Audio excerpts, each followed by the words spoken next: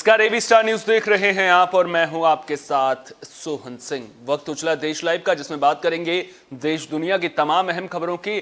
शुरुआत करेंगे राष्ट्रपिता महात्मा गांधी और पूर्व प्रधानमंत्री लाल बहादुर शास्त्री की जयंती से। दरअसल आज राष्ट्रपिता महात्मा गांधी और पूर्व प्रधानमंत्री लाल बहादुर शास्त्री की जयंती है। इस मौके पर प्रधानमंत्री नरेंद्र मोदी, सोनिया गांधी समेत कई नेताओं ने उन्हें श्रद्धांजलि दी। इस मौके पर प्रधानमंत्री नरेंद्र मोदी राजघाट पहुंचे और बापू की समाधि पर पुष्प अर्पित किए। इसके बाद वे विजय घाट पहुंचे और पूर्व प्रधानमंत्री लाल बहादुर शास्त्री को श्रद्धांजलि अर्पित की। उनके अलावा कांग्रेस की अंतरिम अध्यक्ष सोनिया गांधी, दिल्ली के मुख्यमंत्री अरविंद केजरीवाल, मनीष सिसोदिया ने भी राजघाट पहुंचकर महात्मा गांधी को याद किया। इस मौके पर प्रधानमंत्री नरेंद्र मोदी ने ट्विटर पर लिखा, राष्ट्रपिता महात्मा गांधी को उनकी जन्म जयंती पर विनम्र श्रद्धांजलि। पूज्य बापू का जीवन और आदर्श देश की हर पीढ़ी को कर्तव्य पथ पर चलने के लिए प्रेरित करता रहेगा। उन्होंने पूर्व प्रधानमंत्री लाल बहादुर शास्त्री को भी श्रद्धांजलि अर्पित करते हुए लिखा कि मूल्यों और सिद्धांतों पर आधारित उनका जीवन देशवासियों के लिए हमेशा प्रेरणा स्रोत बना रहेगा। इसके अलावा उपराष्ट्रपति वेंकैया नायडू और लोकसभा स्पीकर ओम बिरला ने भी राजघाट पहुंचकर महात्मा गांधी की समाधि पर पुष्प अर्पित किए। अब बात पंजाब में मचे सियासी घमासान की कर लेते हैं। दरअसल कैप्टन अमरिंदर सिंह ने हरीश रावत के बयान पर कड़ी आपत्ति जताई है। साथ ही उन्होंने कहा कि कांग्रेस ने 4.5 साल तक जीत की होड़ में रहने के बाद पंजाब में खुद को दयनीय स्थिति की ओर अग्रसर कर दिया है। कैप्टन ने कहा कि सीएम पद छोड़ने से 3 हफ्ते पहले उन्होंने सोनिया गांधी को इस्तीफा देने की पेशकश की थी, लेकिन उन्होंने पद पर बने रहने के लिए कहा था। उन पर वफादारी का दबाव था, लेकिन कांग्रेस विधायक दल की बैठक से कुछ घंटे पहले जिस अपमानजनक तरीके से उन्हें इस्तीफा देने के लिए मजबूर किया गया, वो रिकॉर्ड सार्वजनिक है। कैप्टन ने कहा कि दुनिया ने उनके अपमान और अनादर को देखा है, लेकिन फिर भी हरीश रावत इसके विपरीत दावे कर रहे हैं। अगर ये अपमान नहीं था तो क्या था? साथ ही कैप्टन ने सवाल पूछा कि अब वे कैसे दावा कर सकते हैं कि पार्टी नेतृत्व उनसे असंतुष्ट था, और अगर वे असंतुष्ट थे तो उन्हें जानबूझकर इतने समय तक अंधेरे में क्यों रखा गया।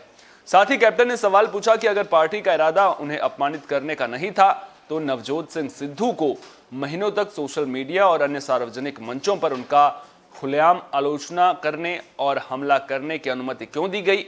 पार्टी ने सिद्धू के नेतृत्व में विद्रोहियों को उनके अधिकार को कम करने की जो खुली छूट है वो क्यों दी गई।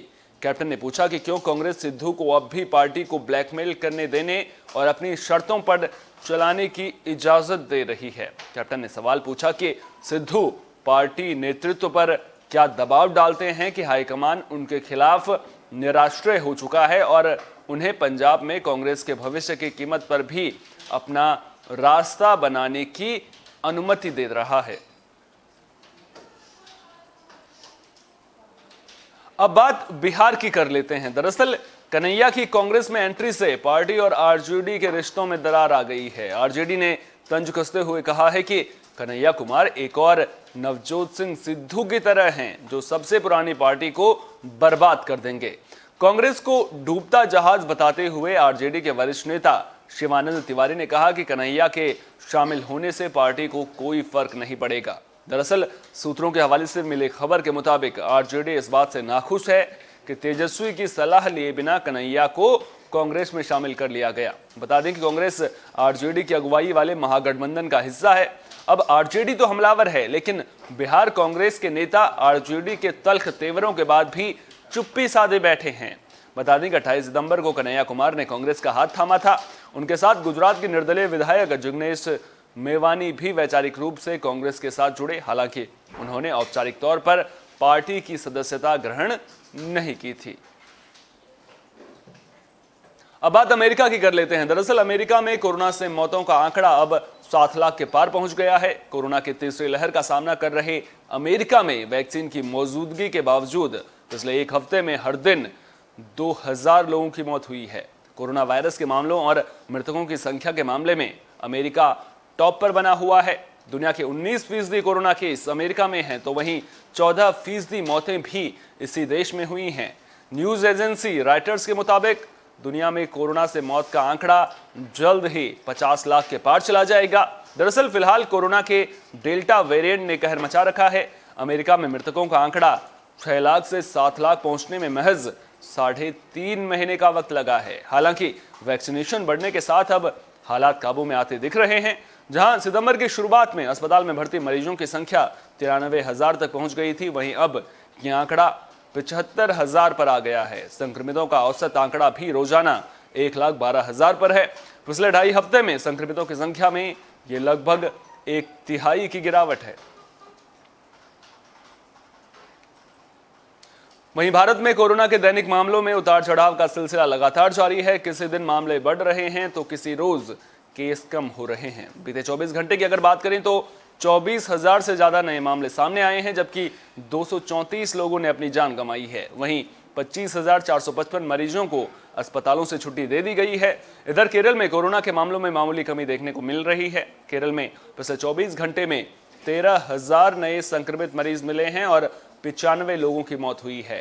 राहत की बात यह है कि कोरोना के दैनिक मामलों के साथ साथ एक्टिव केस में भी लगातार कमी देखी जा रही है। शुक्रवार को भारत में कोरोना के एक्टिव केस 2,73,889 दर्ज किए गए थे, जो 197 दिनों में सबसे कम है।